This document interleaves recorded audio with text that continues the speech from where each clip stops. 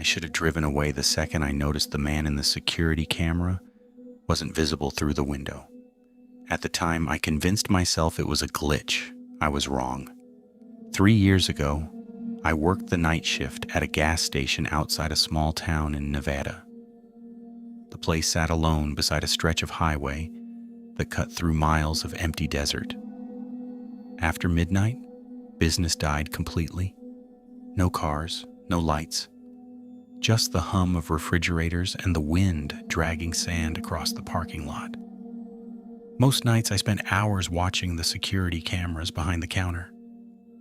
One night around 2:40 a.m., I noticed someone standing beside pump 4. A man, tall, motionless.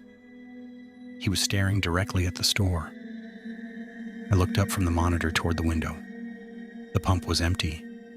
No one was there. I looked back at the screen. The man remained perfectly still. A chill crawled up my spine. I walked outside to check. The parking lot was deserted, nothing but darkness and desert. When I returned inside, the figure was gone from the camera. I told myself it was a technical problem. Old equipment, bad signal, nothing more. The next night, it happened again.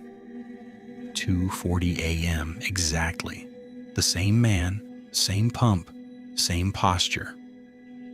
Again, he wasn't visible through the actual window, only on the camera. This time I zoomed in. The image quality was terrible, but something felt wrong. His clothes looked outdated, like they belonged decades ago. And his face? The camera couldn't focus on it. Every time I tried, the image became distorted, as if the system couldn't process his features. I reported it to my manager. He laughed. The cameras were old, he said. Forget about it. So I tried. Until the third night. 2:40 a.m. The figure appeared again, but this time he was closer, standing directly outside the entrance. On the camera, he was only a few feet from the glass door. Yet when I looked up, nothing. The doorway was empty. My stomach tightened. I locked the door. Then I watched him for almost an hour. He never moved, never blinked, never changed position.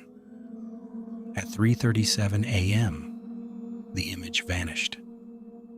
The following afternoon, curiosity got the better of me. I searched through old town records online.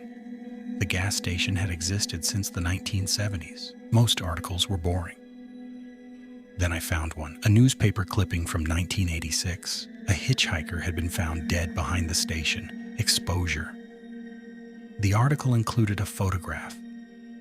The moment I saw it, my blood went cold. Same jacket, same height, same posture. The face was blurry in the scan, but I knew it was him. That night, I almost called in sick. Instead, I showed up. 2:40 a.m. arrived. The camera flickered. The man appeared, closer than ever, standing inside the store. My heart stopped. He was behind the snack aisle. I spun around. The aisle was empty. The camera showed him slowly turning his head toward the counter, toward me. The image crackled with static. Then every monitor went black. For 5 seconds, I sat frozen. When the screens returned, the man was gone. I quit the next morning. I thought that was the end of it. A week later, my former manager called. His voice sounded shaky. He asked if I'd ever gone into the storage basement beneath the station. I told him no. I didn't even know there was one. There was. Workers had finally opened it while cleaning. Inside, they found old shelves, rusted equipment, and dozens of forgotten boxes. One box contained security tapes dating back to the 1980s.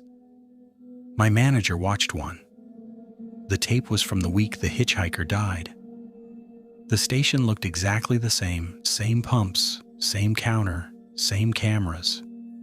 At first, nothing seemed unusual. Then he noticed someone standing inside the store, behind the counter, watching customers, watching employees, watching everyone.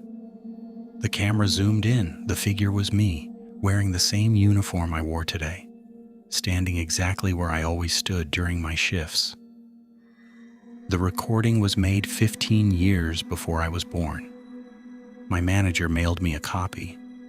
I never watched the whole thing. I couldn't. Because during the last few seconds, the version of me on that tape slowly turns toward the camera and smiles